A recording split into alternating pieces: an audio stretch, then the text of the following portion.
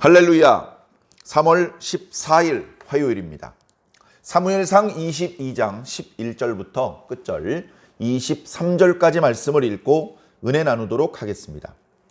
왕이 사람을 보내어 아히두베의 아들 제사장 아히멜렉과 그의 아버지의 온 집 곧 노베에 있는 제사장들을 부르매 그들이 다 왕께 이른지라. 사울이 이르되 너 아히두베의 아들아 들으라. 대답하되 내 주여 내가 여기 있나이다. 사울이 그에게 이르되 네가 어찌하여 이새의 아들과 공모하여 나를 대적하여 그에게 떡과 칼을 주고 그를 위하여 하나님께 물어서 그에게 오늘이라도 매복하였다가 나를 치게 하려 하였느냐 하니 아히멜렉이 왕에게 대답하여 이르되 왕의 모든 신하 중에 다윗같이 충실한 자가 누구인지요. 그는 왕의 사위도 되고 왕의 호위 대장도 되고 왕실에서 존귀한 자가 아니니이까. 내가 그를 위하여 하나님께 물은 것이 오늘이 처음이니까 결탄코 아니니이다. 원하건대 왕은 종과 종의 아비의 온 집에 아무것도 돌리지 마옵소서. 왕의 종은 이 모든 크고 작은 일에 관하여 아는 것이 없나이다 하니라.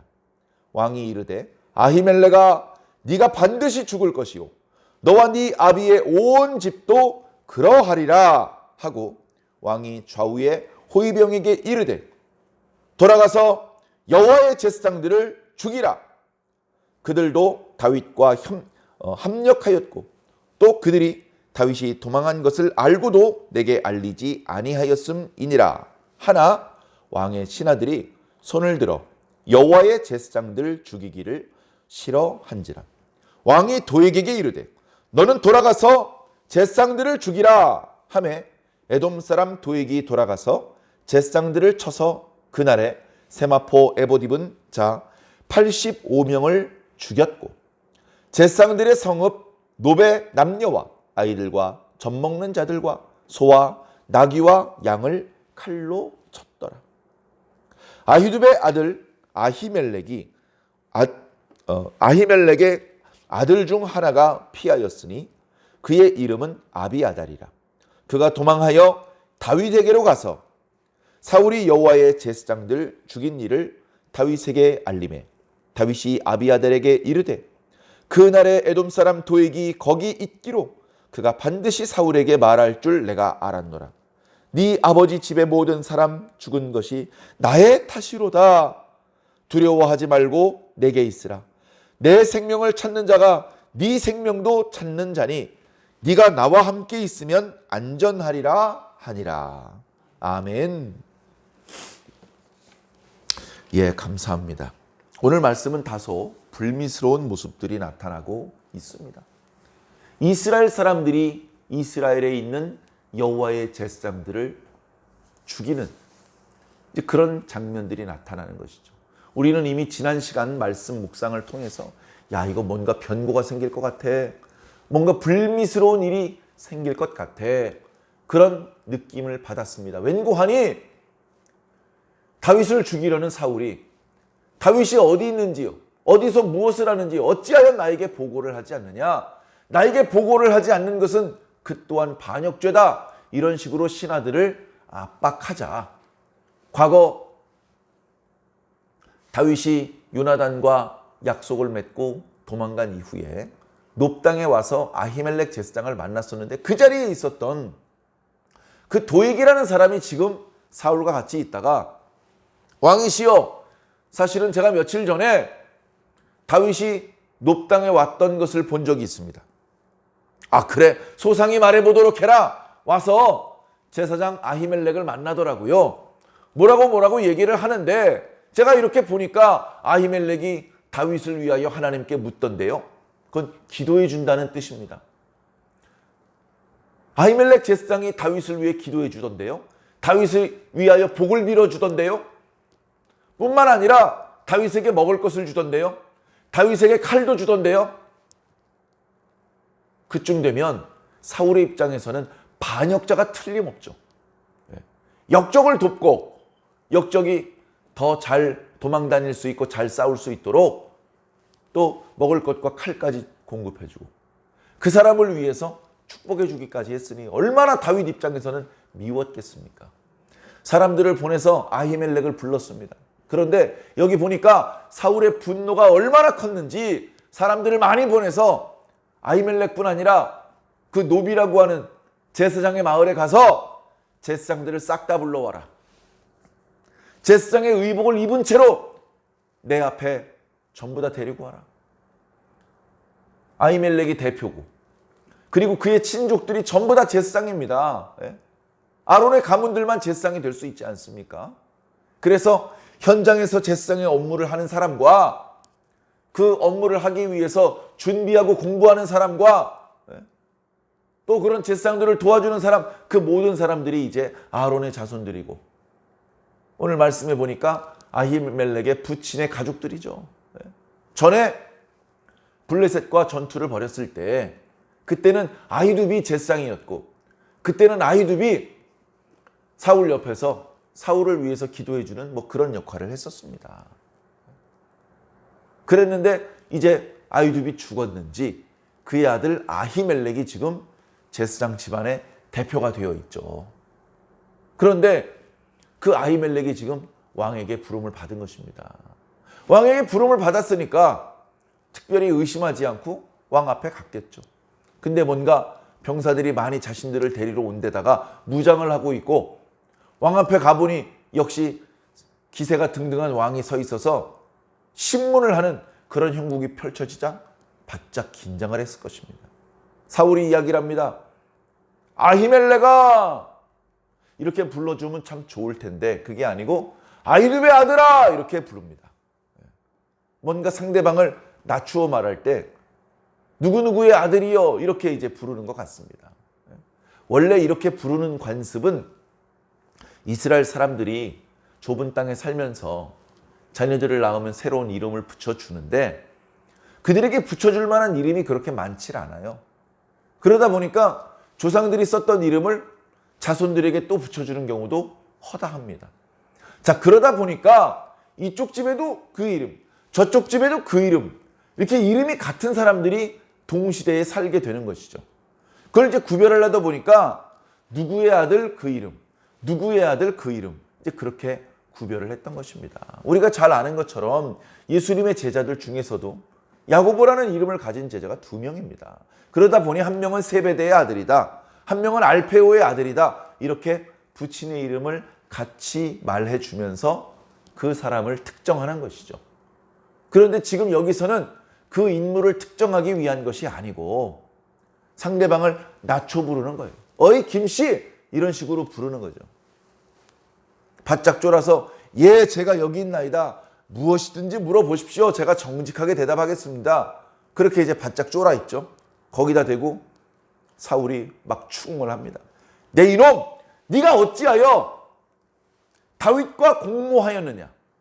다윗은 나의 대적인데 어찌하여 나의 대적인 다윗을 도와 먹을 것과 무기를 주었느냐?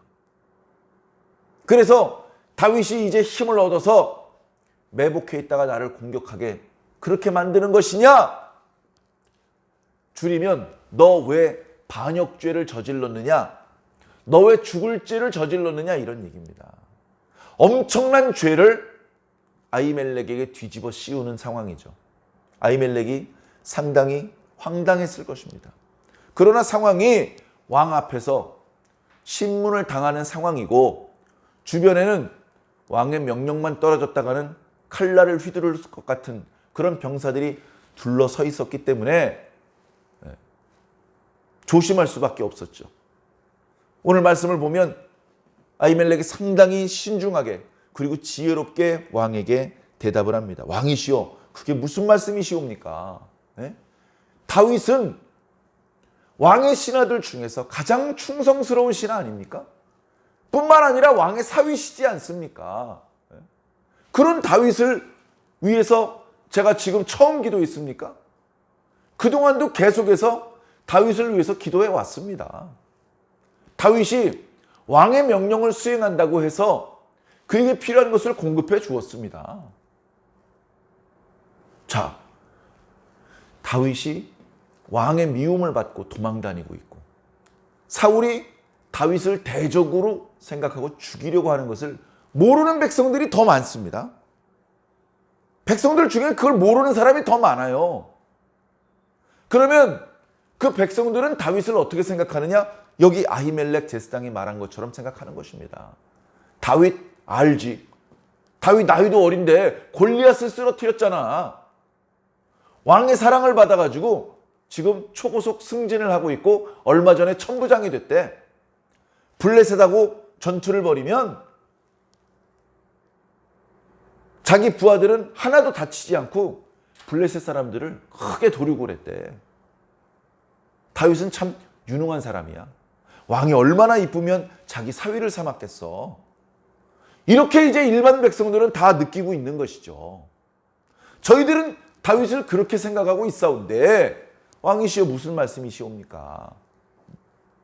저희는 큰 일이든 작은 일이든 최근에 벌어진 일에 대해서는 저희들은 전혀 모릅니다. 그러니 그 엄청난 죄를 저와 저희 가족들에게 뒤집어 씌우지 말아 주십시오. 이렇게 성실하게, 정직하게, 있는 그대로, 그러면서 공손하게 사울에게 이야기를 해줍니다. 그러나 사울은 이미 정상이 아닙니다. 사울은 이미 꼭지가 돌아가 있어요. 아무 말도 들리지 않습니다.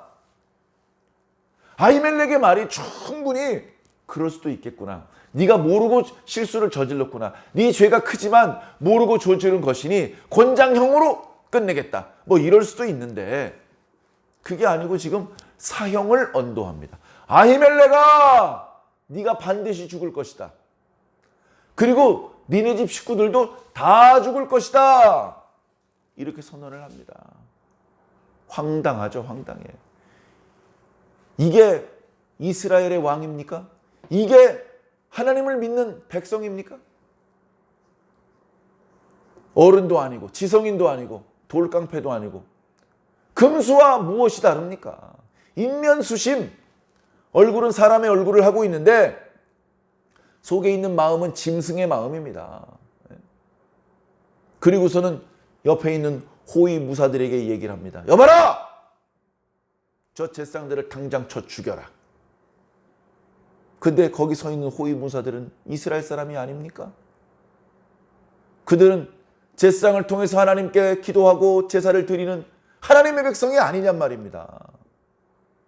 왕의 명령이 지엄하지만 그 명령을 어겼다가는 자기들도 화가 미칠 수 있겠지만, 그러나 하나님의 제사장을 죽인다면 왕의 처벌이 아니라 여호와 하나님의 처벌을 받을 것을 알기 때문에 주저주저합니다. 내 이놈들 당장 달려가서 죽이라는데 왜 안 죽이는 것이냐? 그것이 그래도 어떻게 제사장을 죽입니까 왕이시여? 이러고 있으니까 그 옆에 도액에게 명령을 내립니다. 그 도액이 바로 다윗과 아히멜렉이 만났던 것을 고발한 사람 아닙니까? 거기다가 도액은 에돔 사람이에요. 이스라엘 사람도 아니에요. 하나님을 두려워하지도 하나님의 뜻도 잘 모르고 제사장들 어려워하는 마음도 없습니다. 도액에게 명령을 내립니다. 도액아, 네가 가서 저 제사장들을 죽여라. 내가 크게 보상하겠다. 보상 크게 해주신다고 지금 약속하셨습니다. 자, 갑니다 하면서 칼을 뽑아가지고 제사장들을 죽이기 시작합니다. 세마포의 에봇을 입은 제사장이 85명이나 죽었습니다. 순식간에. 그리고서 거기서 끝내지 않고 도액이 병사들을 이끌고 제사장들의 성읍 노브로 갔습니다. 거기서 남자, 여자, 양, 염소 가리지 않고 다 쳐 죽였습니다. 도대체 제사장들이 뭘 잘못했습니까? 이 장면을 보니까 어떤 장면이 떠오르냐 하면 하나님께서 남녀노소 아껴보지도 말고 다 쳐 죽이고 그들이 기르던 가축들도 다 싹 다 죽여라. 이런 명령을 내리셨던 적이 생각이 납니다. 과거 이미 한 차례 범죄에서 하나님께 버림받은 지경에 있었던 사울에게 세컨 찬스를 주셨죠. 한 번 더 기회를 주셨습니다.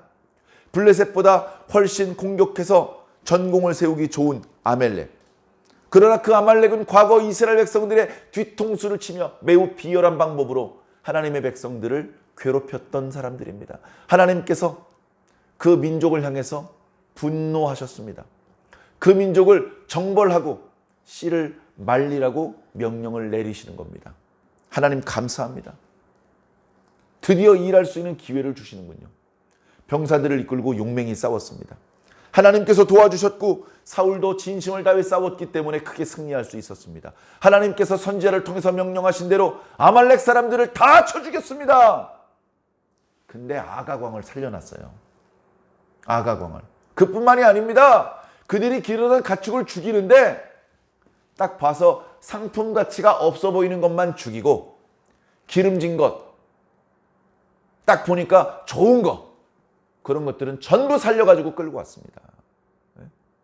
아니 그때는 하나님의 명령인데도 불구하고 그렇게 많이 살려가지고 돌아왔는데 지금 아무 잘못도 없는 제사장들의 성읍을 칠 때는 남녀노소 가축 한 거 없이 싹 다 죽입니다. 씨를 말려버리는 거예요. 씨를 말려버리는 거예요.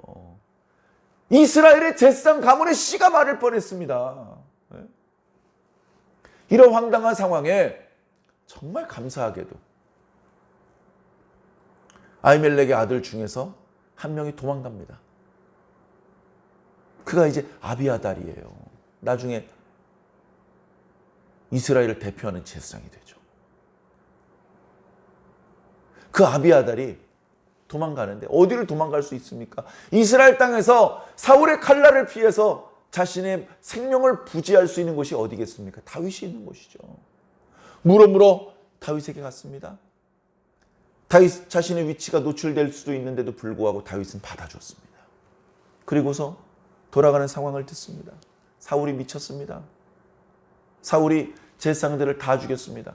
우리 아버지도 죽이고 우리 형제들 조카들 다 죽였습니다. 저만 겨우 살아남았습니다. 그때 다윗이 땅을 치고 오열을 합니다. 하나님의 제사장이 죽었다는 것 자체가 너무 슬픈 일이고 일이 그렇게 되었을 때에 자신이 그 아비아달의 아버지 아히멜렉을 만났을 때에 도액이라는 사람이 있는 걸 알았거든요. 저놈이 사울의 신하인데 저놈이 내가 지금 아히멜렉 만나는 걸 고발할 수도 있을 것 같다. 그 생각을 분명히 했을 것입니다. 근데 그때는 3일이나 먹지 못했고 자기 홀을 단신이었기 때문에 도액을 죽이기가 어려웠습니다. 거기서 무리하게 도액을 죽였다가는 정말로 아히멜렉이 의심을 살 수도 있고 그런 상황이 될 수도 있기 때문에 뭔가 찜찜했지만 그냥 피신할 수밖에 없었거든요. 그런데 그때 그 문제를 처리하지 못하고 급하게 도망갔던 것이 결국 이렇게 제사장들이 다 죽고 제사장들의 성읍이 피로 물들게 된 결과를 초래한 것 같다면 미안하다면서 그건 내 잘못이라고 지금 이야기를 합니다. 사울은 뭐 다 남 탓을 하는데 네 놈들 때문에 내가 발 뻗고 잘 수가 없다 뭐 이런 식으로 얘기를 하는데 다윗은 자기 잘못이라고 말하고 있습니다. 그러면서 아비아달을 위로해 주죠. 내 생명을 찾는 사람이 네 생명도 찾고 있다. 우리 같은 편이다. 그러나 나와 함께 있다면 너는 무사할 것이다. 그렇게 다윗은 영적으로도 하나님께 인정받았고 백성들에게도 지지를 받고 있어서 점점 다윗을 찾아오는 사람이 많아졌고 군사적으로도 어느 정도 세력을 확보했고 또 하나님의 제사장도 사울 편에는 이제 한 명도 없습니다. 그나마 남아있는 제사장이 다윗 편이 됐습니다. 이렇게 다윗은 점점 승하고 있고 사울은 점점 떨어지고 있는 것입니다. 사랑하는 성도 여러분, 이 말씀을 통해서 오늘 우리들이 어떤 모습이 되어야 될지 생각해 보시기 바랍니다. 오늘 말씀에 극명하게 사울과 다윗의 모습이 대조되고 있지 않습니까? 나이도 30살이나 40살이나 많죠. 사울이. 거기다가 현직 이스라엘의 왕입니다. 근데 그 권력을 가지고 지금 무슨 짓을 하는 겁니까?